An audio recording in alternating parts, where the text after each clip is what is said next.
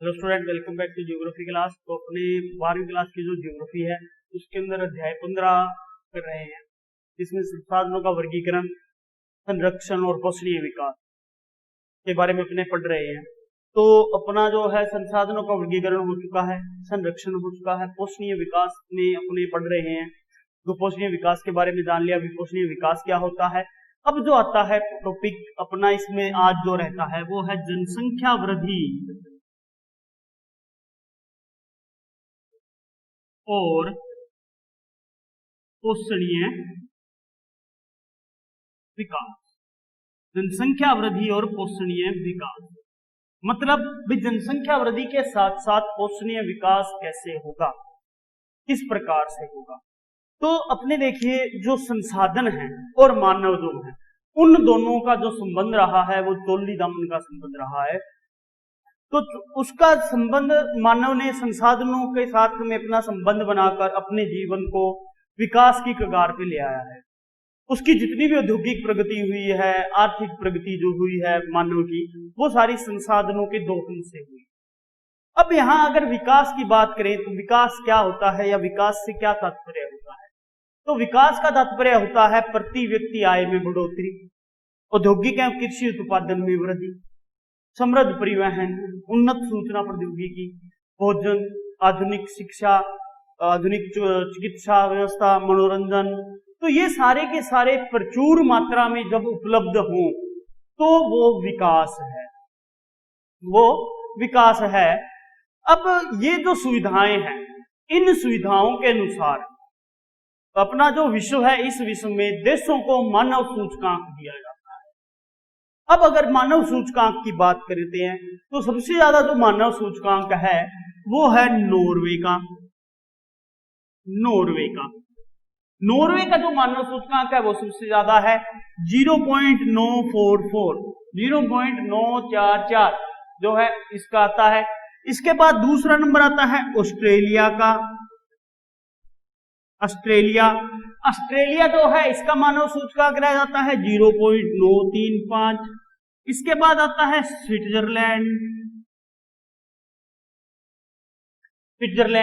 Switzerland जो है इसका मानव सूचकांक 0.930 है, 0.930 जो है। इन देशों का स्थान आता है सबसे आगे। मतलब यहां पर जो मानव है उस मानव के पास हर किस्म की जो सुविधा है वो प्राप्त है। उनकी प्रति व्यक्ति आय, उनका औद्योगिक कृषि उत्पादन, समृद्ध परिवहन है, उन्नत सूचना प्रौद्योगिकी है, शिक्षा, मनोरंजन, चिकित्सा, हर प्रकार की जो फैसिलिटी है इन्हें प्राप्त है, सुविधा प्राप्त है। इसलिए अगर भारत की बात करें तो भारत अपना जो है वो 130वें स्थान पर है, 130वें स्थान पर है मानव सूचकांक में। भारत का जो मानव सूचकांक है, ह्यूमन डेवलपमेंट इंडेक्स में जो इसका अंक है वो कितना है, वो है 0.609। इसका मतलब भी अपने जो है इन देशों की अपेक्षा यहाँ पर व्यवस्था कम है, सुविधाएं कम उपलब्ध है, इसलिए भारत जो है वो अपना 130वें स्थान पर आता है। इसी के साथ अगर बात करें निम्न स्थान की मानव सूचकांक की, कौन कौन से देशों में आता है, तो निम्न जो मानव सूचकांक है वो आता है नाइजर में। नाइजर जो है इसका मानव सूचकांक है 0.348 नाइजर का। इसके बाद में आता है सेंट्रल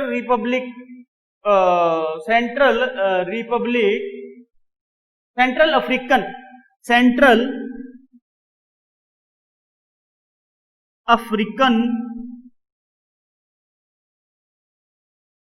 रिपब्लिक आता है। सेंट्रल अफ्रीकन रिपब्लिक जो है उसका मानव सूचकांक है 0.350। तो 0.350 यानी ये जो है यहाँ पर बिल्कुल ही निम्न स्तर की व्यवस्था पाई जाती है। मानवों के जो प्रति व्यक्ति आय है वो कम होगी, उनको तकनीकी नहीं मिल पाएगी, उनकी शिक्षा, मनोरंजन, स्वास्थ्य सबके अंदर उसका क्या है, कमी मिलेगी। तो वो निम्न स्तर में आते हैं। अब यहां पे बात करें विश्व के मानव सूचकांक की, तो विश्व का जो मानव सूचकांक पाया जाता है औसत, वो पाया जाता है 0.711, 0.711 पाया जाता है। अब देखिए, जिन देशों के अंदर मानव सूचकांक अच्छा पाया जाता है, उन देशों की खासियत क्या होती है? उन देशों की खासियत ये होती है भी वहां की जो जनसंख्या है, उस देश के जो नागरिक है, वो वहां के प्राकृतिक और जैविक संसाधनों का विवेकपूर्ण विदोहन करके जो राष्ट्रीय संपत्ति होती है, उस राष्ट्रीय संपत्ति में वृद्धि करते हैं, और वृद्धि कर कर उनका जीवन जो है वो समृद्ध बनाया जाता है। तो इससे उनका जीवन समृद्ध हो जाता है। अब जनसंख्या वृद्धि और आर्थिक स्तर के जो विकास है, या आर्थिक विकास जो है, उसके स्तर को बनाए रखने के लिए देखिए, जो उन्नत प्रौद्योगिकी होती है, उस उन्नत प्रौद्योगिकी युक्त जो मध्यम आकार की औद्योगिक इकाइयां हैं, उन औद्योगिक इकाइयों द्वारा जो स्थानीय स्तर पर उत्पादन होता है, उस उत्पादन को करना आवश्यक होता है। अब देखिए, जो कच्चे माल होते हैं स्थानीय, अगर अपने उपयोग से बात करें, तो जो कच्चे माल हैं, उन कच्चे मालों का उपयोग कर कर रोजगार के जो अवसर हैं उनमें वृद्धि की जा सकती है। उनका अंदर देखिए कम वृद्धि अवसरों में वृद्धि होगी, कम उत्पादन जो है वो लागत और लगेगी, कम उत्पादन लागत लगेगी, इसमें समाज और राष्ट्र जो है वो आत्मनिर्भर बन सकता है। तो देखिए, जो विकासशील देश है, उन विकासशील देशों के पास उनका जो समाज है या राष्ट्र जो है वो आत्मनिर्भर है। तो अब आत्मनिर्भर होने का कारण क्या है? क्योंकि उन देशों के पास में उचित पूंजी है, उचित तकनीकी है, वृहद स्तर पर उद्योग है, तो इनके द्वारा वो अपना विकास कर रहे हैं। ऐसे ही विकसित देशों में अगर बात करें, तो विकसित देशों के अंदर कम जनसंख्या से निर्यात वृद्धि और विकासशील व अविकसित देशों में जनाधिक्य व निर्यात व्यापार में कमी से जो जीवन स्तर है, उस जीवन स्तर के अंदर कमी पाई जाती है। तो विकसित देश अधिक उन्नत और समृद्ध बनने के लिए अपने विकासशील और अविकसित देश जो हैं वो निरंतर अपने गरीबी व भुखमरी के शिकार होते जा रहे हैं। तो विकसित देश जो हैं वो तो लगातार अपने सही हैं, लेकिन जो विकासशील देश हैं या प्रयास कर रहे हैं, वो लगातार अपने इससे जूझ रहे हैं। जैसे अगर भारत की बात करें, तो भारत में भी बहुत से ऐसे उपाय हैं जिनको कर यहाँ पर पोषणीय विकास किया जा सकता है, और अपने जो यहाँ के लोग हैं उनके जीवन स्तर को सुधारा जा सकता है, स्थानीय लोगों के जीवन स्तर को सुधारा जा सकता है। तो इन योजनाओं को अपनाकर, बहुत सी जो योजनाएं हैं इन्हें अपनाकर अपने ये कर सकते हैं। तो इस प्रकार से अपने जो उच्च तकनीकी है उसका उपयोग करके पोषणीय विकास को बनाए रखा जा सकता है। अनुसंधानों के द्वारा अपने जो पर्यावरण पर होने वाला जो नुकसान है उसको बचाकर अपने पोषणीय विकास कर सकते हैं। तो जनसंख्या वृद्धि जो है वो पोषणीय विकास के ऊपर कहीं ना कहीं प्रभाव डालती है।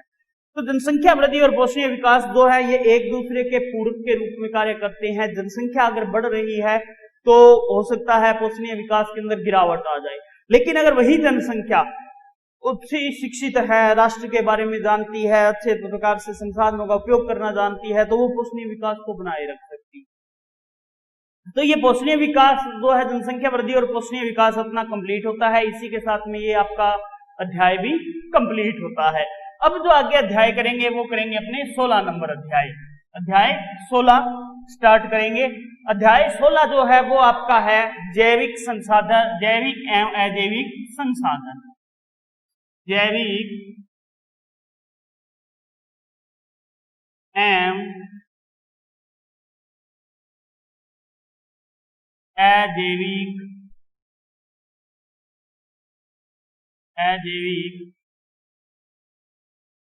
संसाधन, जैविक एवं अजैविक संसाधन। तो जैविक और अजैविक संसाधनों की बात हो रही है यहाँ अपने पार्ट जो है अध्याय 16 जो है इसमें। तो जैविक और अजैविक जो है अपने बात हो रही है। अब देखिए, जो अपने संसाधनों का वर्गीकरण था, तो उस संसाधनों के वर्गीकरण में पिछले अध्याय में जो अपने पिछला अध्याय किया है 15, उसके अंदर अपने वर्गीकरण किया संसाधनों का। तो उत्पत्ति के आधार पर 2 प्रकार के संसाधन अपने सामने आए, एक तो आया जैविक और एक आया अजैविक। 2 प्रकार के संसाधन आए। जैविक संसाधन जो है उसके अंदर अपने जो जैव जगत है, उस जैव जगत को सम्मिलित किया गया है, या ये कह सकते हैं जिनके अंदर अपने संपूर्ण धरातल का जो जैव है या जैविक जो अपने तत्व हैं वो अपने शामिल होते हैं, वो जैविक संसाधन होते हैं। अजैविक संसाधन के अंदर अपने जो निर्जीव या जड़ पदार्थ होते हैं वो शामिल होते हैं। जैसे अजैविक संसाधन में भूमि है, खनिज है, इस प्रकार के जो संसाधन है वो अजैविक में आते हैं।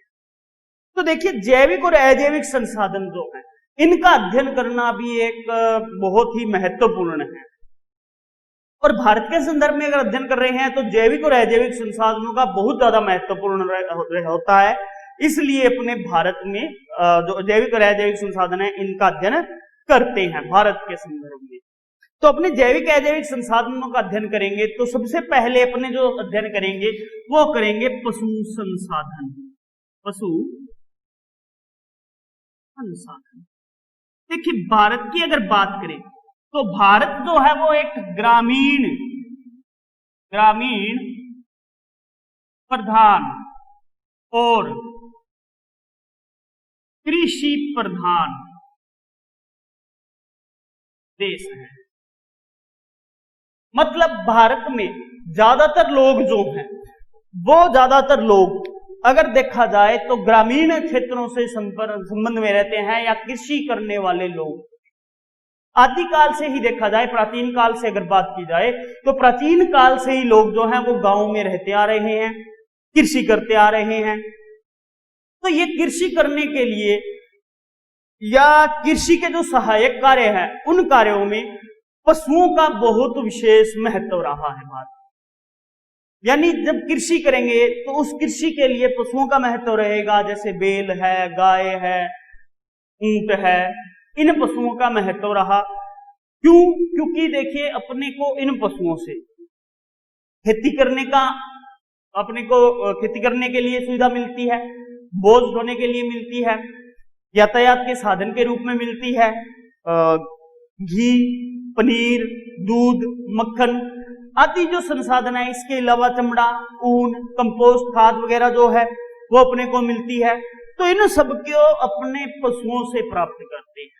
तो पशुओं से प्राप्त करने के कारण भारत में पशुओं का बहुत ज्यादा महत्व रहा है। और भारतीय जो समाज है, इस भारतीय समाज में पशुओं का महत्व के कारण जो है पशु एक संसाधन के रूप में यहाँ कार्य करते हैं।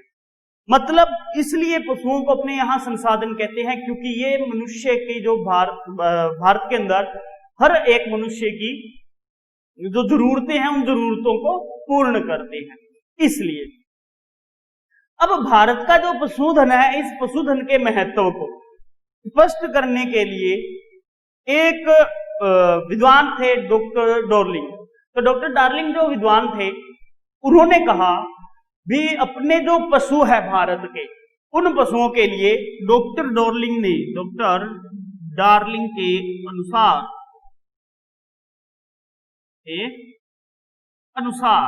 यानी डॉक्टर डार्लिंग जो है, ये डॉक्टर डार्लिंग कहते हैं भाई भारत में अगर पशु न हो तो क्या होगा, पशुओं के बगैर, या पशुओं के महत्व को जो इन्होंने स्पष्ट किया। तो इन्होंने कहा भी इसके बिना, मतलब जो पशु हैं उसके बिना, इसके बिना खेत जो है वो बिना जुते बोए पड़े रहेंगे, बोए पड़े रहते हैं। मतलब पशु हैं तभी खेत और जो है वो होते हैं। खलिहानों के अभाव में, खलिहानों के अभाव में खाली पड़े रहते हैं। मतलब अगर पशु नहीं होंगे, खेत नहीं जुतेंगे, खलिहान जो होंगे वो खाली पड़े रहेंगे। तथा एक शाकाहारी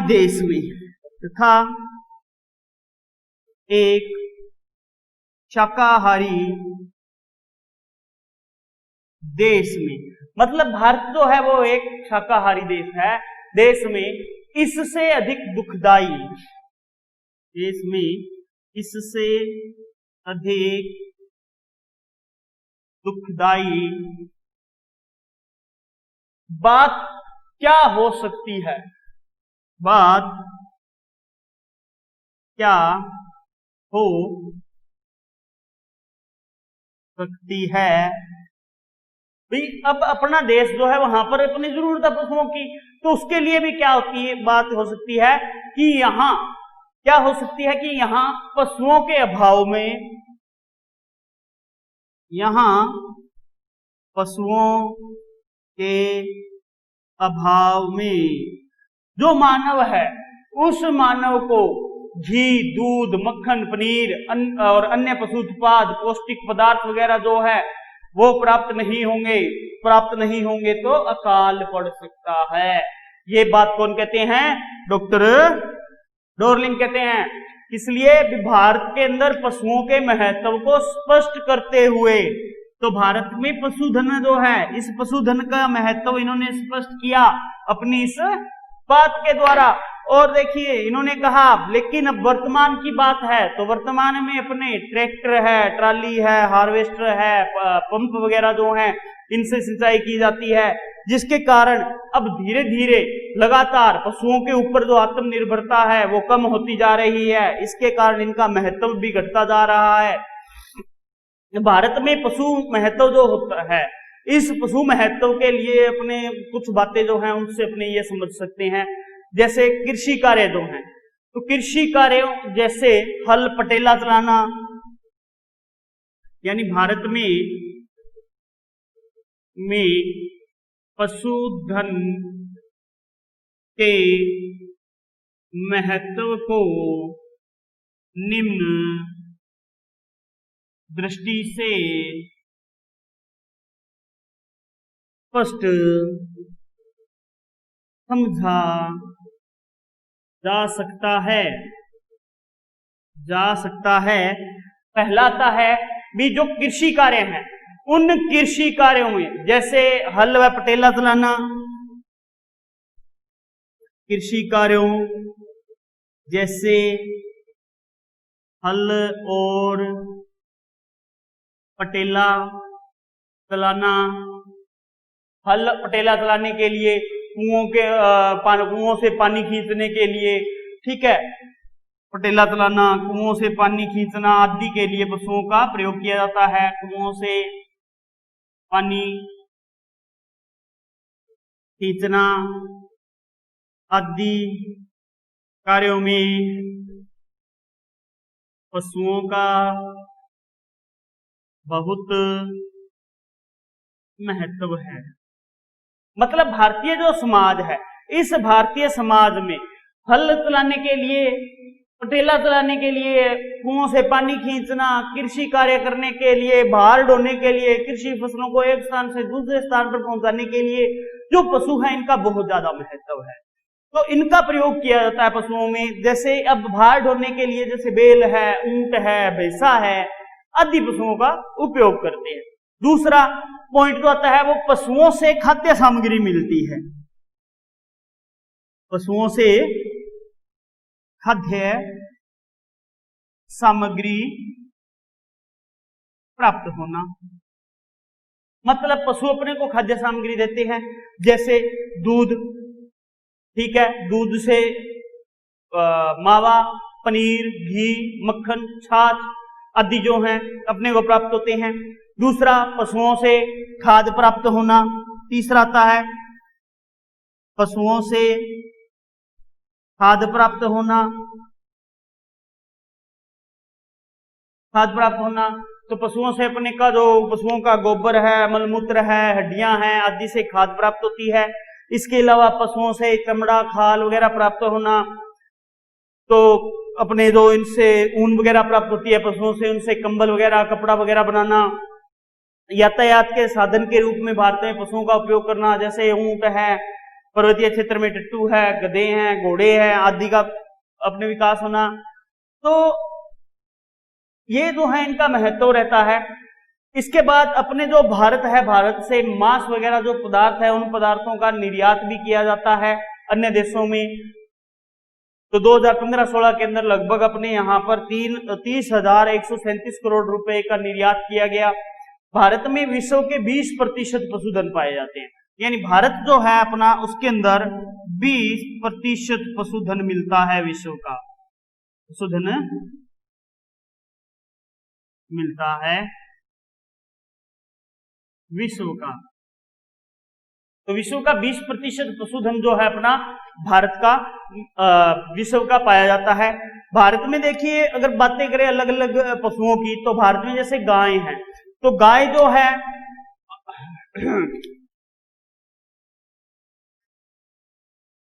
भारत में विश्व की गाय, अब भारत में बात कर रहे हैं अपने गाय की अगर बात करें तो भारत में विश्व की 12.67% गाय मिलती है, लगभग 12.67% या अपने 12.7% लिख लो, 7% के लगभग अपने जो है गाय मिलती है भारत में।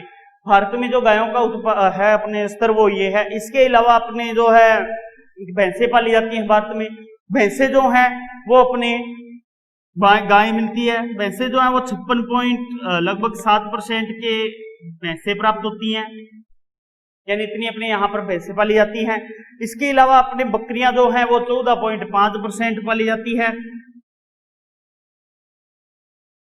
14.5% बकरी पाली जाती है। बकरी के अलावा जैसे भेड़ है, भेड़ जो है अपने लगभग 5.9% पाली जाती है। ऊंट की बात आती है तो ऊंट 2.4% है। सूअर की बात करें तो सूअर 1.5% मिलता है।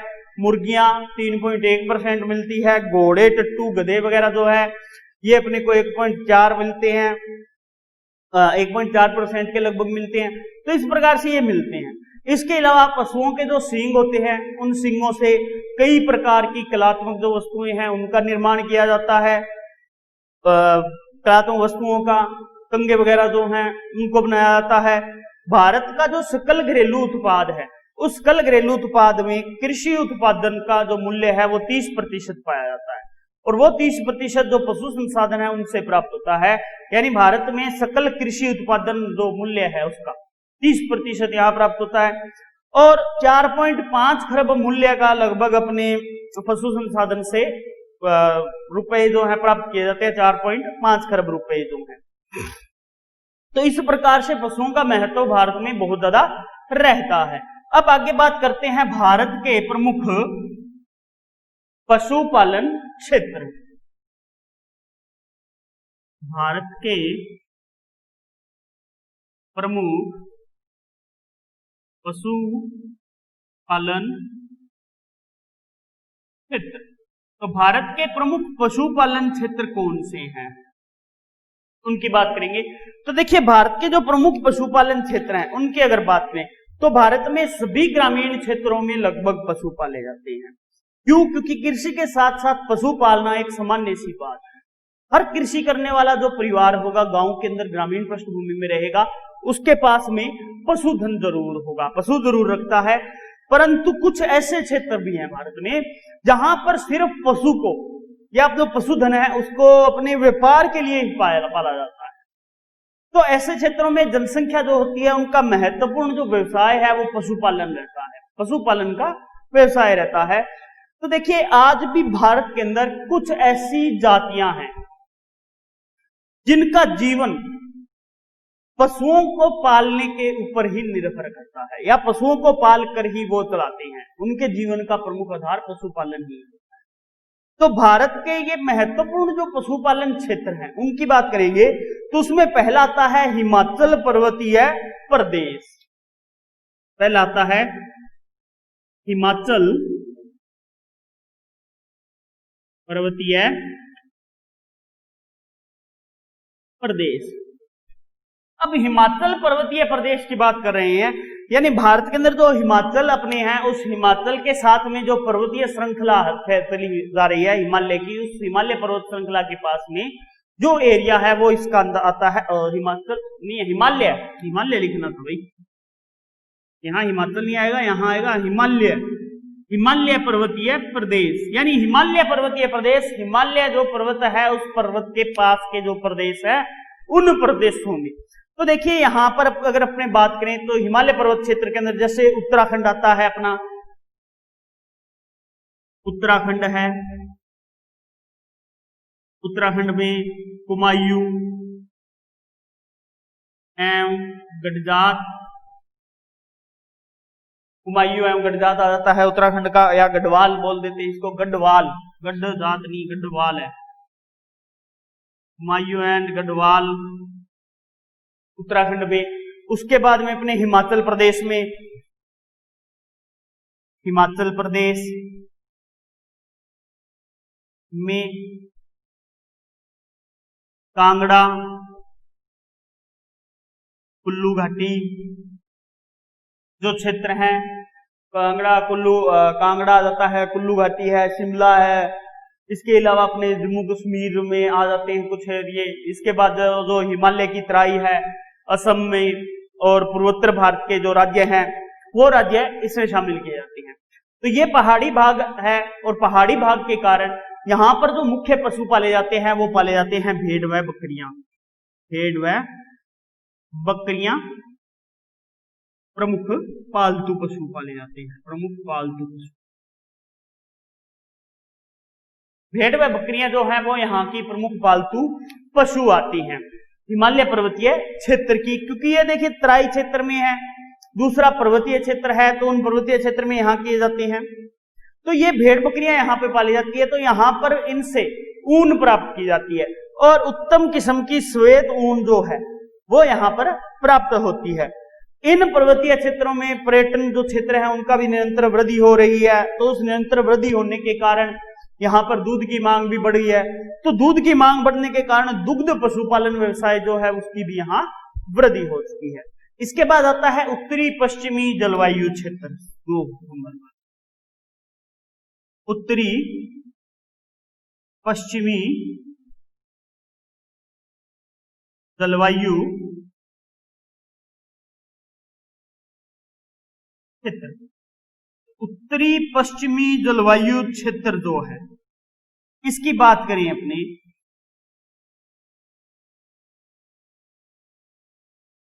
उत्तरी पश्चिमी जलवायु क्षेत्र, उत्तरी पश्चिमी जलवायु क्षेत्र जो है,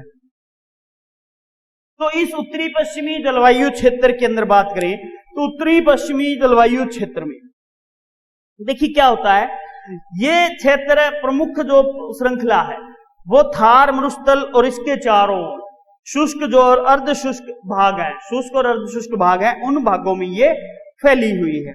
यहां पर अल्प वृष्टि के कारण, यहां अल्प वृष्टि के कारण कृषि कार्य जो है वो कृषि कार्य कम होता है। अल्प वृष्टि जो होती है उस अल्प वृष्टि के कारण कृषि कार्य कम किया जाता है, तो उस कृषि कार्य कम करने के कारण भी अल्प वृष्टि होगी, बरसात कम होगी तो कृषि कार्य कम होगा, तो उसके स्थान पर यहाँ पशुपालन जो है उसको प्रमुख व्यवसाय के रूप में अपनाया जाता है। अब ये जो क्षेत्र है इस क्षेत्र के अंदर अपने जो है पंजाब, हरियाणा, दिल्ली, पश्चिमी उत्तर प्रदेश, राजस्थान, मध्य प्रदेश, गुजरात आदि जो इलाके हैं उनको सिंचित किया जाता है और आदि इलाकों को अपने इसमें सम्मिलित किया जाता है। अब देखिए इन इलाकों के अंदर कुछ भाग सिंचित क्षेत्रों का मिलता है जहां पर गेहूं उत्पादन होता है। गेहूं उत्पादन होने के कारण वहां पर जो गेहूं का भूसा होता है उस भूसे को चारे के रूप में उपयोग कर लेते हैं। इसके अलावा वर्षा ऋतु में बोए गए ज्वार बाजरा के जो खेत हैं और प्राकृतिक चारे जो हैं उन प्राकृतिक चारे के ऊपर भी पशु जो है यहाँ पर पाले जाते हैं। यहाँ पर मुख्य जो पशु हैं ऊंट, भेड़ें, बकरियां, गायें, घोड़े, खच्चर, गधे आदि पाले जाते हैं। इसके बाद में तीसरा अपना आता है पूर्वी एवं पश्चिमी तट क्षेत्र, पूर्वी एवं पश्चिमी तट क्षेत्र। 3 नंबर आता है पूर्वी पश्चिमी तट क्षेत्र, पूर्वी पश्चिमी तट क्षेत्र। अब पूर्वी पश्चिमी तट क्षेत्र की बात कर रहे हैं तो देखिए इसमें पूर्वी अगर बात करें तो जो तट क्षेत्र है उसमें तो पूर्वी क्षेत्र के अंदर जैसे अपने उत्तर प्रदेश है, बिहार है, पश्चिम बंगाल है, असम है, उड़ीसा है, आंध्र प्रदेश है, पूर्वी तमिलनाडु है, केरला है, केरला का पश्चिमी समुद्र तटीय जो अपने पेटी है, उनको सम्मिलित किया जाता है। क्यों किया जाता है? क्योंकि देखिए यहाँ पर पर्याप्त वर्षा होती है, आवश्यक तापमान होता है, जिसके कारण चावल की फसल बोई जाती है। तो चावल यहाँ की प्रमुख फसल है, और उस फसल के बाद चावल के अंदर अपने को डंठल मिलता है, और उसकी जो तरी होती है उस तरी को भी यूज किया जाता है पशुओं को पालने के लिए। तो अब यहाँ पर चावल की ये जो उत्पादन होता है, इस उत्पादन के कारण मुख्य रूप से यहाँ पर भैंसे वगैरह जो है वो पाली जाती हैं, और भैंसों से यहाँ कृषि कार्य वगैरह जो है उसमें भी सहायता ली जाती है। इसके अलावा आगे आता है मध्यम वर्षा वाले क्षेत्र, 4 नंबर पर। मध्यम वर्षा वाले क्षेत्र।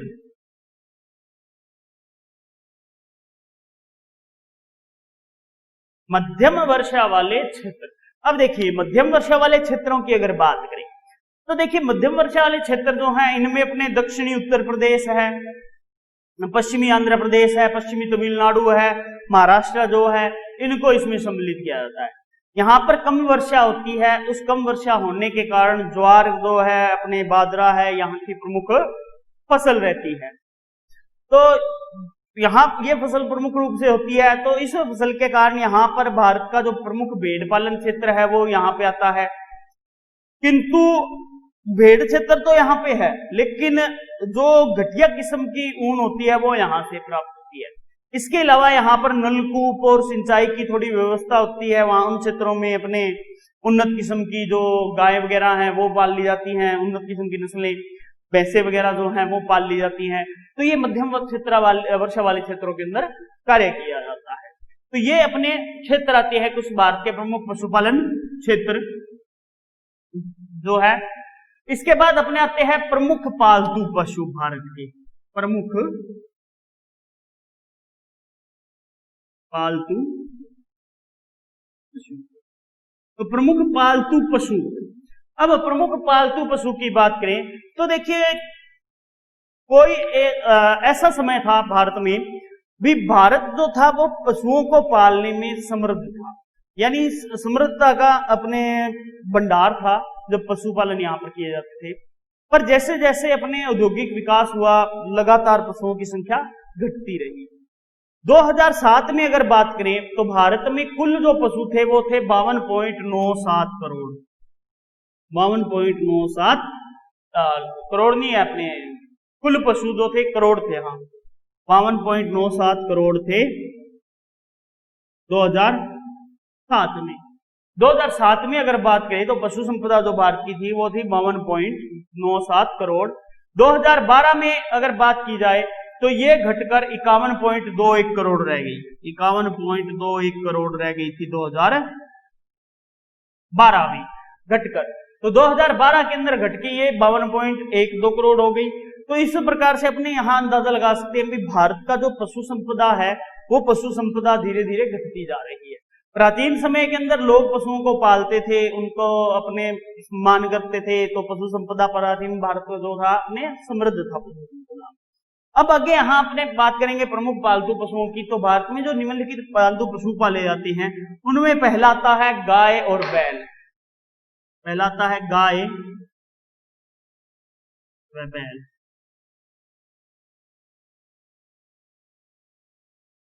गाय और बैल। अब देखिए मानव जो था वो आदिम काल से ही गाय और बैल जो है इनको पालने का जो कार्य था वो करते आ रहा था। भारत में गाय और बैल को पाला जाता है। इसके अलावा गाय और बैल जो होते हैं इनका धार्मिक महत्व भी भारत में माना जाता है। कई ऐसे धार्मिक पर्व होते हैं जिनके अंदर अपने जो ये पशु है गाय बैल इनकी पूजा की जाती है।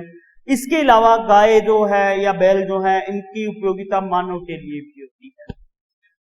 तो अपने देखिए प्राचीन भारत की बात करें तो गाय को माता का के रूप में मानते थे और उसकी पूजा वगैरह जो थी वो की जाती थी।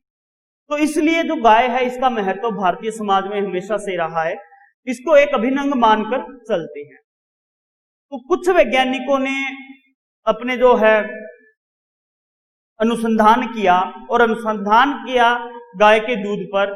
तो उस गाय के दूध पर अनुसंधान करने के परिणाम स्वरूप पता चला भी गाय का जो दूध होता है वो A2 वर्ग का होता है, मतलब बहुत ही पौष्टिक दूध होता है इसका गाय का, जिससे अपने को ज्यादा से ज्यादा लाभ प्राप्त होता है।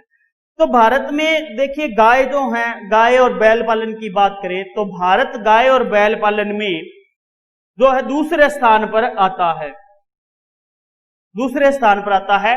भारत जो है वो गाय बैल पालन में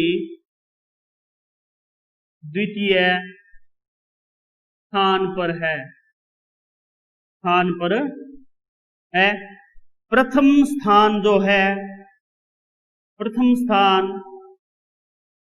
ब्राजील का है, प्रथम स्थान पर ब्राजील है।